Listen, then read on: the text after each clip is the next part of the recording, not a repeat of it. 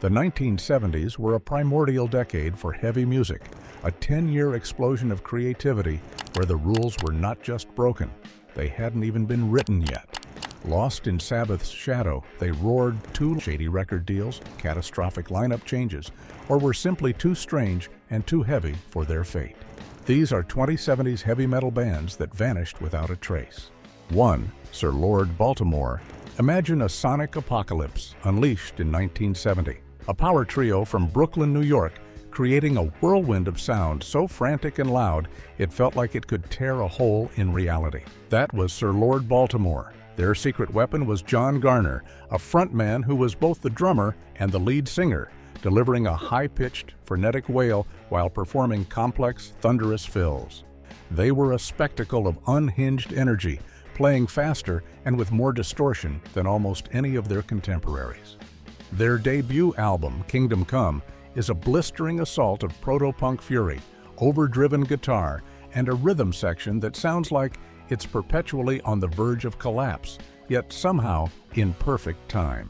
They had the aggression and a sound that was arguably heavier and more chaotic than what the British Titans were doing at that exact moment.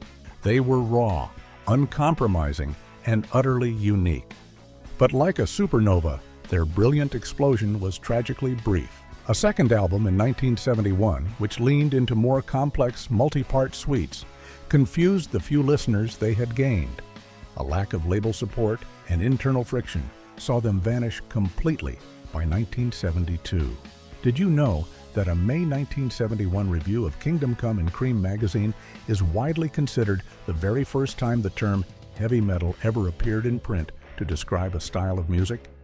They didn't just play the genre, they were literally the ones who got it named before they disappeared for over 30 years.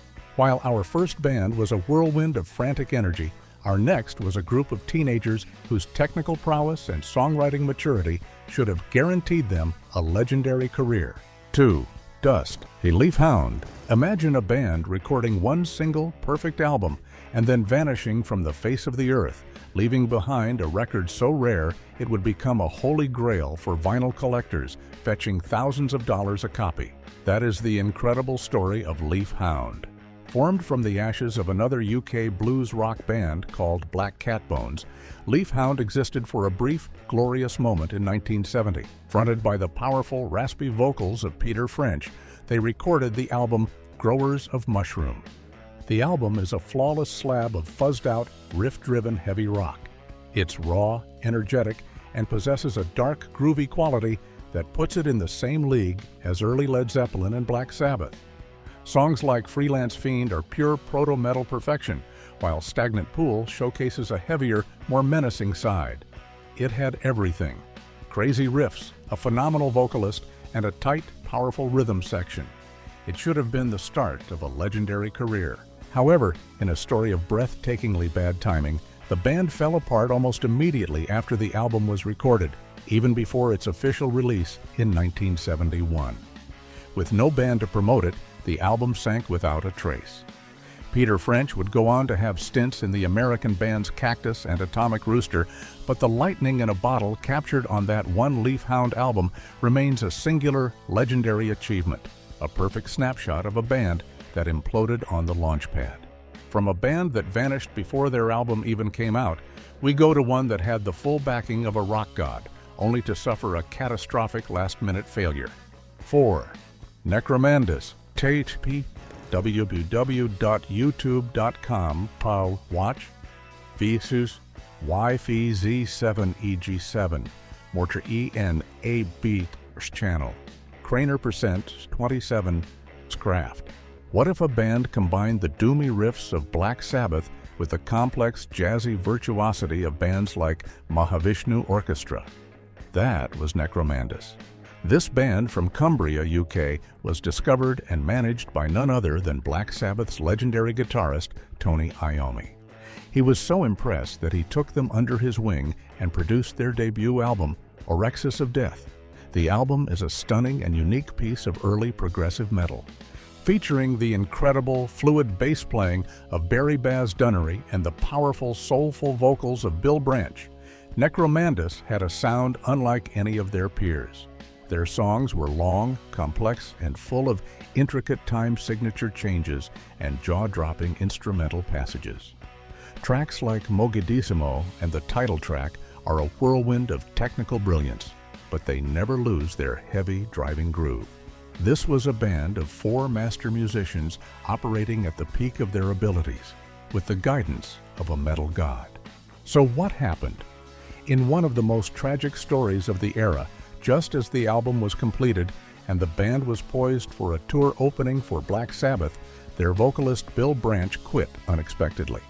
The departure completely derailed their momentum, and their label, Vertigo, decided to shelve the completed album. It remained unreleased for nearly 2 decades, a mythical lost album known only to the most hardcore collectors. Listening to it today is a bittersweet experience, a glimpse of a truly brilliant and unique band that was stopped dead in its tracks right at the finish line. While our last band was a victim of a last-minute departure, our next was a supergroup of rock royalty that seemed destined for greatness before dissolving into thin air. 5 Captain. Visualize a supergroup forged from the ashes of legendary bands destined to create something entirely new. Captain Beyond was exactly that. The lineup was a dream team. Vocalist Rod Evans, fresh from being the original singer for Deep Purple, drummer Bobby Caldwell from Johnny Winter's band, and 2 members of the seminal heavy rock act Iron Butterfly. They weren't just a band, they were a progressive hard rock entity whose self-titled debut album is a masterpiece of the genre. The album is a seamless journey, with intricate songs flowing directly into one another, blending heavy, fuzzed-out riffs with complex Latin rhythms and spacey, psychedelic passages. It was musically light years ahead of its time, defying easy categorization. Tracks like Dancing Madly Backwards on a Sea of Air showed a level of compositional ambition that few could match. They had the pedigree, the vision, and the musical chops to be absolutely massive. Yet it all fell apart with bewildering speed. The band was plagued by internal strife and what many describe as poor management and promotion from their label Capricorn Records, which was more focused on southern rock acts. Rod Evans, the voice that powered Hush, left after the second album, and the magic was gone. He then vanished from the music industry so completely that he became one of rock's great mysteries. Captain Beyond's debut remains a timeless piece of art that simply arrived on the wrong planet at the wrong time. From a supergroup that couldn't hold it together, we now turn to a British power trio whose brilliant fusion of prog and heavy rock was tragically cut short. 6. T2. Imagine a band that perfectly blended the riff-heavy power of Black Sabbath with the intricate, multi-layered arrangements of King Crimson. That was the promise and the genius of the British power trio, T2. Their debut album, It'll All Work Out in Boomland, is an underground progressive and heavy rock masterpiece.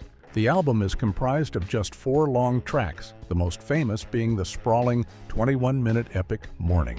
The band, led by the incredible talent of 17-year-old guitarist and songwriter Keith Cross, had a sound that was both brutally heavy and breathtakingly beautiful. Cross's guitar work was phenomenal, shifting from bone-crushing riffs to delicate acoustic passages with ease. They had the instrumental prowess of the best prog bands, but with a raw, primal power that put them squarely in the proto-metal camp. The album was critically acclaimed and should have been the launching pad for a massive career, but it was not to be. In a story that is all too common, their label, Decca Records, seemed to completely fumble the promotion.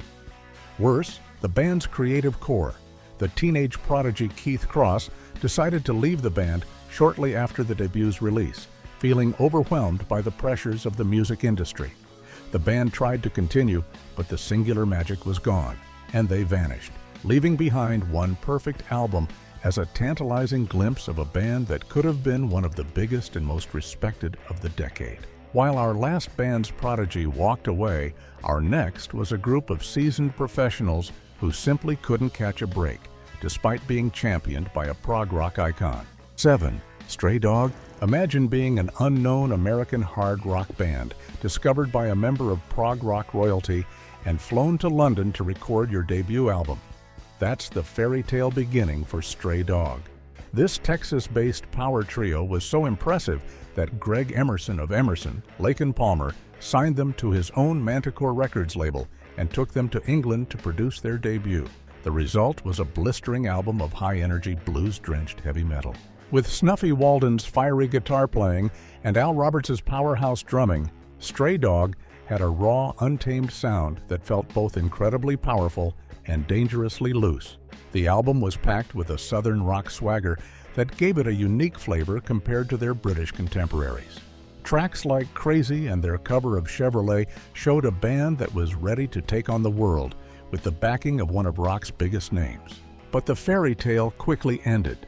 Despite the quality of the debut and the prestigious connection to ELP, the album failed to sell. For their second album, the label pressured them to add a second guitarist and a keyboard player, diluting their raw power trio chemistry. The band lost its original fire and quickly faded into obscurity. Did you know that the band's gifted guitarist, W.G. Snuffy Walden, would later find massive, unexpected success in a completely different field? He became an Emmy-winning composer, writing the iconic theme music for television shows like The West Wing and Roseanne. From a band that was a victim of label meddling, we now turn to an Australian powerhouse that was too heavy and too controversial for their own good. Buffalo, down under, while AC/DC was gearing up for global domination, another band from Sydney was churning out a sound that was far heavier, sludgier, and more primal. That band was Buffalo.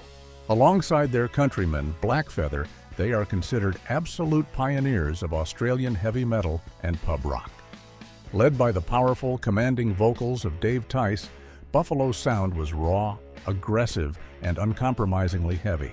Albums like Volcanic Rock and Only Want You for Your Body are now considered classics of the proto-doom and stoner rock genres.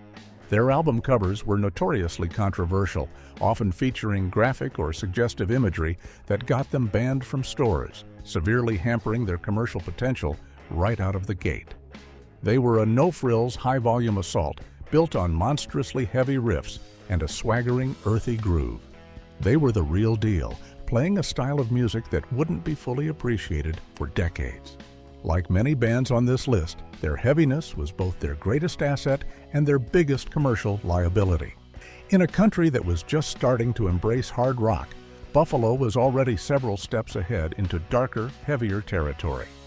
The controversial artwork and lack of radio play sealed their fate as a cult act, and they disbanded after several lineup changes, vanishing from the international scene.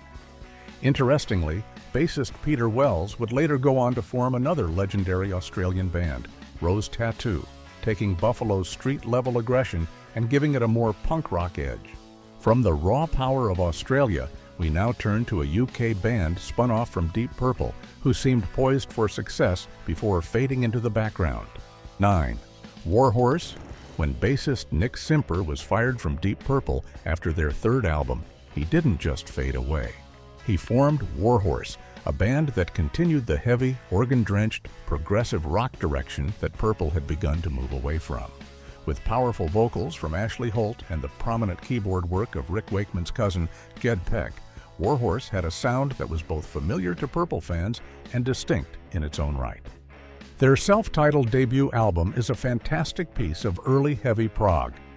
Songs like Vulture Blood and St. Louis are powerful, riff-heavy tracks that showcase a band with immense talent and a knack for writing memorable, dramatic songs. They had the pedigree and the sound to be a major force in the burgeoning hard rock scene. But despite releasing 2 strong albums, they were never able to escape the shadow of Deep Purple. Comparisons were constant and often unflattering, and they struggled to establish their own identity in a crowded field. Lineup changes, including the departure of their original guitarist, destabilized the band, and by the mid-70s, they had called it a day, becoming a footnote in the sprawling Deep Purple family tree rather than the headlining act they had the potential to be.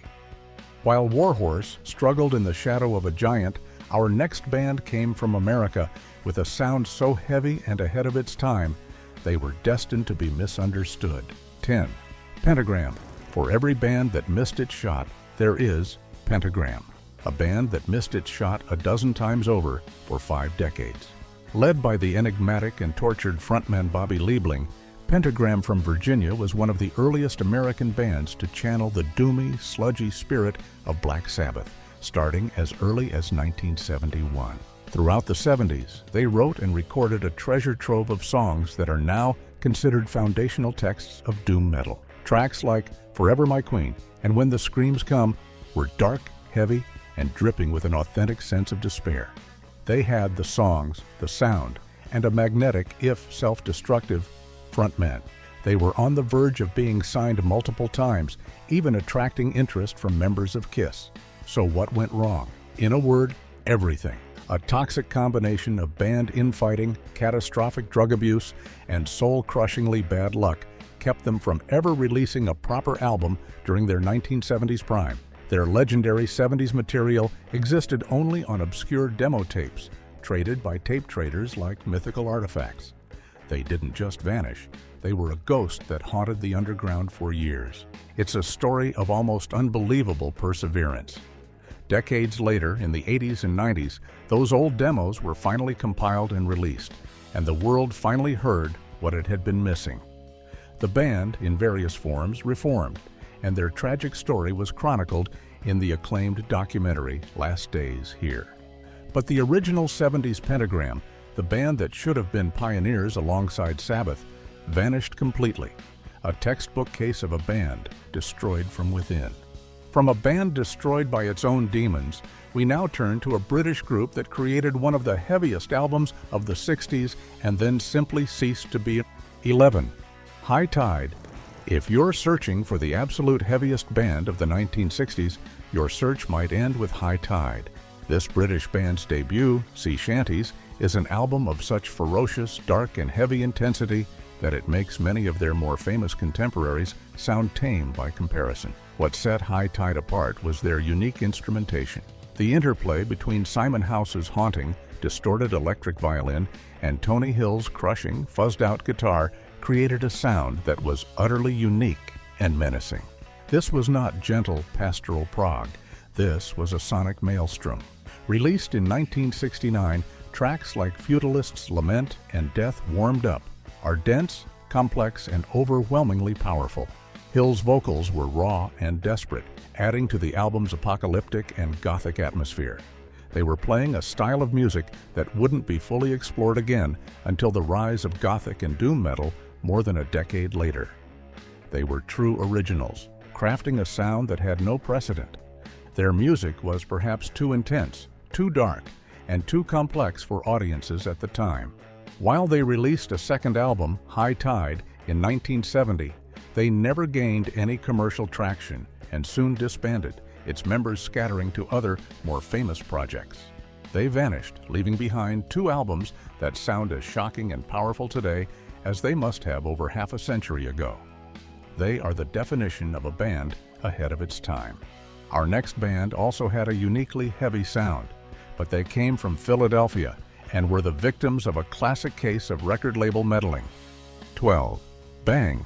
What if an American band had released an album that sounded remarkably like Black Sabbath's debut right around the same time, but got lost in the shuffle? That's the story of Bang. In 1971, this power trio from Philadelphia wrote and recorded an ambitious concept album of heavy, doomy proto-metal titled Death of a Country. It was a dark, reflective piece of work, full of heavy riffs and introspective lyrics. However, their label, Capitol Records, felt it was uncommercial and refused to release it. Instead, they had the band record a more straightforward hard rock album, which became their self-titled debut a year later. That album, Bang, was still a fantastic piece of work, full of heavy riffs and catchy hooks, and even spawned a minor hit with the song Questions. But it was that lost debut that marks their true genius. Songs like The Queen and the title track are pure, unadulterated early doom metal with a raw power that is simply undeniable. They had the authentic sound right at the very beginning, but were robbed of the chance to present their true identity to the world. The classic story of record label interference kneecapped them from the start. They were marketed as a generic rock act and got lost in a crowded field. The band would release a couple more albums to diminishing returns before breaking up, their initial brilliant vision having been squandered by a label that didn't understand what they had. They vanished, leaving behind a tragic story of what could have been. From a band neutered by their label, we go to one whose name alone was a stroke of genius, but who couldn't translate a classic album into a lasting career. 13. Fuzzy Duck. With a name like Fuzzy Duck, you might expect whimsical folk music. What you get instead is one of the most beloved and collectible heavy prog albums of the early 70s. This British band released their one and only self-titled album in 1971, and it's a masterpiece of the genre, blending powerful, Hammond organ-driven hard rock with progressive song structures and heavy guitar riffing. The album is a perfect storm of heavy and melodic. Tracks like Time Will Be Your Doctor and A Word from Big D are powerful rockers, while songs like In Our Time showcase the band's more sophisticated, progressive side. The interplay between Graham White's guitar and Mick "Doc" Hawksworth's organ is the driving force of the band, creating a sound that is both lush and incredibly heavy. But despite creating a flawless album that is now hailed as a classic, the band simply didn't last. The members were session musicians and jobbing players, and the group was more of a studio project that came together for a brief moment of brilliance before its members moved on to other gigs. They never toured extensively, and the album, released on a small label, quickly fell into obscurity, only to be rediscovered decades later by collectors. Fuzzy Duck vanished because they were never really there to begin with, a fleeting studio creation that left behind one perfect egg. From a band that was more of a project, we now turn to a Swedish group who were pioneers in their own country but were lost in translation to the rest of the world. 14. November. While the UK and US were the epicenters of the early hard rock scene, Sweden had its own pioneers. November was one of the first and most important. Formed in the late 60s, they released 3 classic albums in the early 70s, playing a powerful blues-based style of heavy rock that was on par with many of their English-speaking contemporaries. Their sound was heavy, psychedelic, and driven by the powerful guitar work of Christer Stolbrandt. Albums like Unni Tid er Här and 6T November are full of insane riffs and a raw, energetic vibe. There was just one catch that guaranteed their obscurity outside of their homeland. They sang almost exclusively in Swedish. This decision, while making them heroes at home, created a barrier that was nearly impossible to overcome in the Anglophone-dominated rock world of the 70s. Without English lyrics, they had no hope of getting airplay on UK or US radio, and their records were rarely exported. After their third album, the band broke up, its members moving on to other projects. They vanished from the international scene, becoming a secret known only to dedicated fans of non-English language rock. Our next band also hailed from outside the UK-US axis, a power trio from Canada whose brilliant career was cut short by a tragic, life-altering event. 15. Power of Zeus. From Detroit, Michigan came Power of Zeus, a band with a sound as mighty as their name. Their one and only album, The Gospel According to Zeus, released in 1970 on the legendary Motown subsidiary label Rare Earth, is a phenomenal piece of heavy psychedelic rock. It's an album full of dark, churning riffs, powerful vocals, and a heavy, grooving rhythm section. Songs like It Couldn't Be Me and The Sorcerer of Isis showcase a band with a sound that was both crushingly heavy and surprisingly soulful, a product of their Detroit roots. They had a unique sound that set them apart from their contemporaries, and being signed to a label with the distribution power of Motown should have set them up for success. But it was not to be. The album failed to sell, and the band was unceremoniously dropped from the label. The reasons are murky, but it seems to be a classic case of a great heavy band being on a label that had no idea how to promote them. After being dropped, the band struggled to gain any traction and simply broke up, vanishing completely from the music scene. Their one album became a cult classic, a tantalizing glimpse of a band that had the power of the gods but the luck of mortals. From a band with a godly name, we now turn to one that took their name from a more infernal source, yet still couldn't escape oblivion. 16. Lucifer's Friend. 17. Pooh Bah. From the unlikely rock and roll breeding ground of Youngstown, Ohio, came Pooh-Bah. Led by guitarist and frontman Jim Gustafson, this power trio released their debut album, Let Me In 1972. It's a fantastic slice of psychedelic, fuzzed-out hard rock, full of wild guitar solos and a raw, energetic charm. The album was self-released, a testament to the band's DIY spirit. Tracks like Mr. Destroyer and the title track showcase a band with a heavy, Hendrix-inspired sound. They had the songs and the chops to compete with the bigger names of the era, but being an independent band in Ohio in the early 70s was a tough road. Without the backing of a major label, the album had virtually no distribution and was heard by very few people outside of their local scene.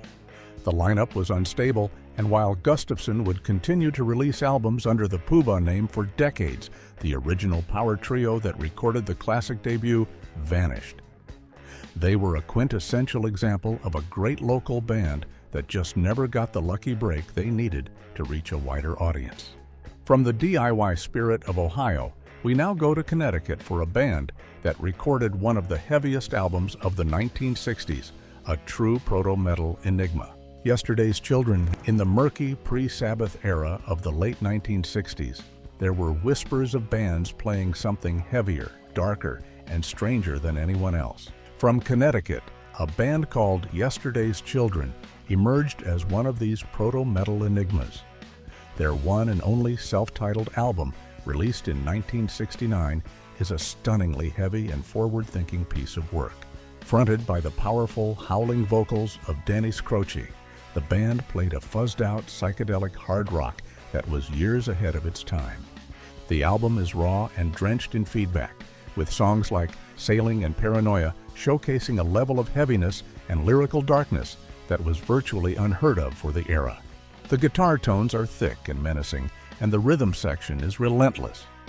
This wasn't happy flower power rock. This was the sound of something heavy and unsettling creeping into the tail end of the psychedelic dream. They had stumbled upon the formula for heavy metal before the genre even had a name.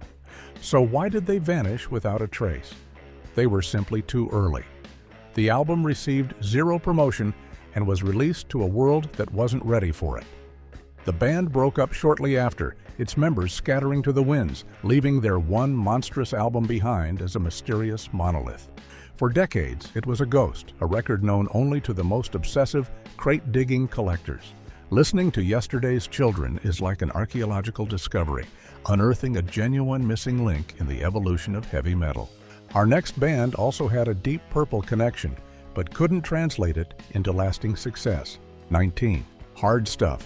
What do you get when you take members from seminal UK underground bands Quatermass and Atomic Rooster? You get Hard Stuff. This power trio, featuring John Gustafson and Paul Hammond from Quatermass and John Ducan from Atomic Rooster, released their debut album, Bulletproof, in 1972. It was a fantastic slab of heavy, funky, progressive rock. The musicianship was, as you would expect, top-notch. The songs were powerful, full of heavy riffs and intricate playing. Tracks like J-Time and Sinister Minister showed a band that could groove as hard as they could rock. They had the pedigree and the talent to be a major force. But the band was plagued by misfortune. Shortly after their debut was released, Ducan and Hammond were involved in a serious car accident, which sidelined the band for a crucial period. They managed to record a second album, but by then, their momentum was lost. The band splintered, its members going on to play with Roxy Music, Ian Gillan, and others, but Hard Stuff itself vanished, another promising supergroup that was undone by sheer bad luck. And now, for our final entry, a band whose name is whispered in reverence by doom metal fans, a group that created a sound of pure evil and then disappeared into the fog. Ribiriman. Before Pentagram was even a known entity in the underground, its members were involved in an even more obscure and mysterious project. Biederman was a side project formed by Pentagram members Randy Palmer and Jeff O'Keefe, along with the then unknown Bobby Liebling on vocals. Between 1973 and 1974, they recorded a series of demos that are arguably some of the first true doom metal recordings ever made. The sound of Biederman was even slower, more raw, and more menacing than early Pentagram. The recordings are crude, but the riffs on songs like Child of Darkness and Serpent Venom are pure, unadulterated evil. This was music made with no commercial intentions, the sound of a few guys in a basement channeling something truly dark and heavy. These recordings were never intended for release. They were simply tapes made by the band for themselves. After Palmer left Pentagram, the project was completely abandoned, and the tapes were forgotten, vanishing for decades. It was only in the 1990s that these demos began to surface in the tape trading underground, and they were finally given an official release in the 2000s. Bitterman is the ultimate vanished band, a group so obscure that even they didn't know they were a band, leaving behind a ghostly blueprint for an entire genre.